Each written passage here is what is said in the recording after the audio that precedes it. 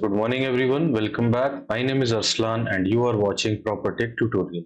So welcome back to the series of learning Siemens NX from beginner to pro. And today we'll be starting the modeling part, that is part 19 of this series. And I'll be showing you the syllabus that we'll be covering in the future and today.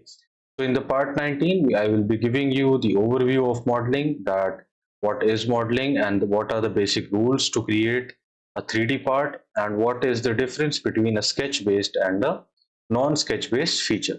So let's get started with the overview. Okay, so first of all, I'll be making a sketch, and first of all, we'll create a sketch to understand some basic things. So I'll create a rectangle, I'll create another rectangle, and then I will take this spline and I will start making the spline something like this. Okay, and I will click on apply. So what is a spline? If you want to know, I have discussed it in one of my previous videos, and that is, you can see over here in the part 12. Okay, so if you have any confusion as to regarding what is a spline, so you can just check that video. And after that I will finish the sketch and I will create another sketch on the path, that is this path, and the location will be the arc length. I will just change it to the starting point, and orientation will be normal to path. Okay, and then I will click on OK. After that I will make another rectangle,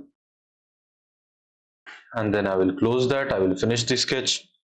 So first of all, I will show you some basic things like what is modeling and what is a 3D part. So basically 3D part is nothing but anything which has three dimensions, that is X, Y and Z. So for example, if you take a cylinder, you can see that I can specify the diameter and the height. So let's say that I want to create a cylinder at somewhat this location, and I'll click on apply, and you will see that a cylinder has been created. So this is a 3D part. Furthermore, there are also different types of parts. For example, you can make a cuboid with the help of this, and you will be able to make a cuboid, and therefore a cuboid has been made. So these are 3D parts. As you see that it has three translations. First is this side, that is the y-axis, then is the x-axis, and then is the z-axis. Similarly, for a cylinder, you can see that the height is in z-axis and the radius is in both x and y-axis. So these are some basic modeling things that can be done. Okay, so this is an overview just for you to understand. Furthermore, I would like to let you know what are the basic types of basic methods to create any 3D part. So one of the basic method that is used in creating a 3D part is the extrude. In that, what we do, that we just, I will discuss the extrude everything after, like in part 20, that you will be learning extrude, revolve, sweep along guide, tube, then boolean operations, etc. So don't worry about that, just focus on grasping the knowledge, that what are the basic methods, and just to get an overview. Don't get confused, don't get like very much anxious as to how do we do that. I will let you know everything in the future lectures. Okay, so this is a cuboid I want, and I have already specified the 2D sketch, that is in the x and y axis, and I just want to present the z axis. So z axis, for example, I want it to be 200. So you see that a cuboid has been created. Similarly, I want to create a cylinder with the help of a cuboid. What will I do? I will just select the curves and I will click on connected curves. I will select the curve, I will specify the vector. The vector will be this line, and you see that a cylinder has been created, revolving it. And you can also change like how much you want to revolve it. Like for example, you see if I revolve it the total of 360 degrees, it will create a cylinder, but if I revolve it any less, it will create a like a part of cylinder or something else. Like if you want to create a semi cylinder, I'll just put it 180, and you see that a semi cylinder has been, half a cylinder has been created. Okay, with a section view along the height. Okay, so this is like I just let it be the specify vector, and I will click on apply. So you see, I'm sorry about that, I clicked on connected curves. So while selecting the curves, you should be focused that which of the options are selected. If you want, you can also change that, but if you do not want, if you want it to be as it is, you can let it be. Okay, so cylinder has been created. Other types of making 3D sketches is that you can also do something like this. I want to create a rectangular piece, a cuboidal piece that is translated in somewhat this direction. So what will I do? I will just click on sweep along guide. I will click the curves that is there. I will click on connected curves, and then I will click on the guide. After that, you can see that there are other various options of creating like offset, etc. That will be the link afterwards. I will click on apply, and you see that there are these three types of things are created in a 3D environment. What are the other things that can be created in a 3D environment? So some things that require some things are there that require the already present 3D feature. For example, we can create an edge blend. Edge blend is something like fillet. So if you want, you can create the fillet, and you see that it provides a radius at the uh, at the corner of any 3D feature of any cuboid, etc. So I'll just keep it at the tangent, and you will see that this is conic. I will make it circular, and I can provide a fillet at the corner of our cuboid. Okay. Other things that can be done is that I can provide another fillet, and I can provide various types of fillet. I can provide like curvature and tangent types of fillet. Okay. So that this can also be provided on the radial side of the cylinder, that is this. So you see that a fillet has been created over here also.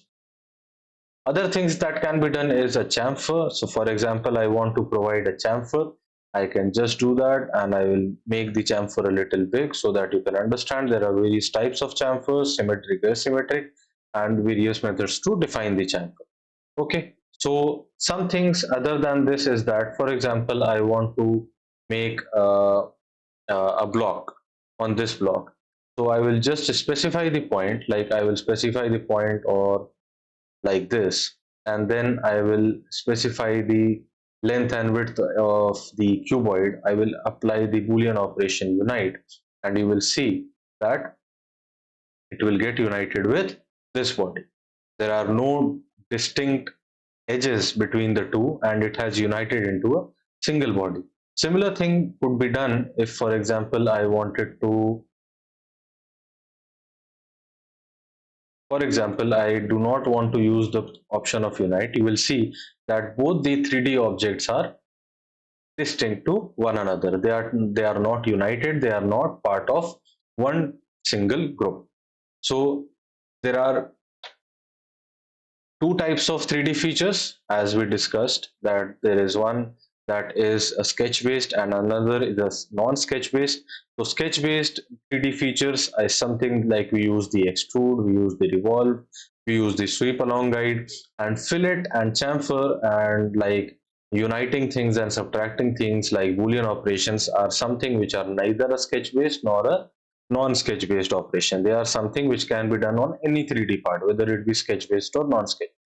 So what is a non-sketch based 3D feature? Coming to that, like you can see in this option, more option, you can see that I can create a block, a cylinder, a sphere, a cone, and things like that without creating any 2D stuff for that. For example, if I want to create a cone, I will have to create a let's say I want to create a cone, and I will have to create something like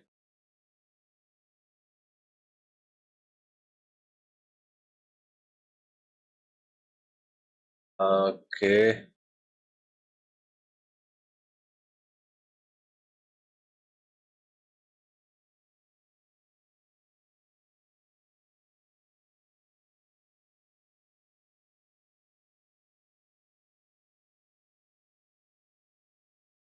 So this is also a procedure of creating a cone. The other method is that I will just use the non-sketch based feature cone. I will specify the point and I will let the base diameter and top diameter and the height, and the cone will be created. For example, I want to create the cone to be over here, like for example top diameter I want it to be 10 and the base diameter I want it to be 500 and the height I also want to be 200, and I will click on apply and you will see that a cone has been created.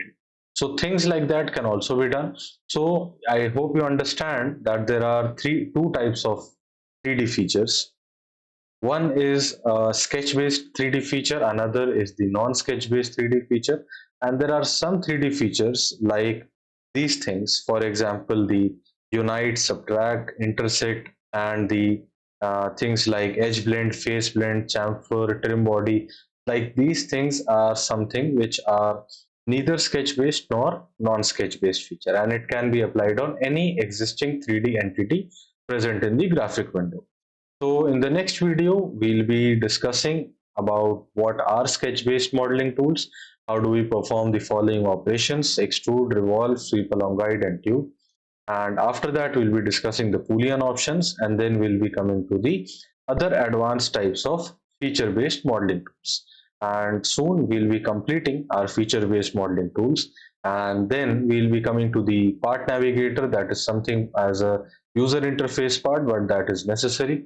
And part 27 assembly will be started. So I just a quick note for those who do not have the same user interface as I have in my existing Siemens nx top, you can see in this ribbon that you can customize it, and what are the relevant customizations that are very good for a Siemens nx users, like what are the things that are very frequently required in the like 3D environment, and what are the things that are required in the sketch environment. So these things can be accessed by you people by going in one of my previous lectures, and I have given the all the overview and all the things that have been customized by me. So you can just customize your Siemens NX and start with the lecture part. So that is that user interface preferences and ribbon customization. So these are some things like part 3, part 4, and part 5 will allow you to customize the Siemens NX in the best way possible, and it will allow you to use Siemens NX much more easily. So check on that, and we'll meet again in the next video. So till the next time we meet, goodbye.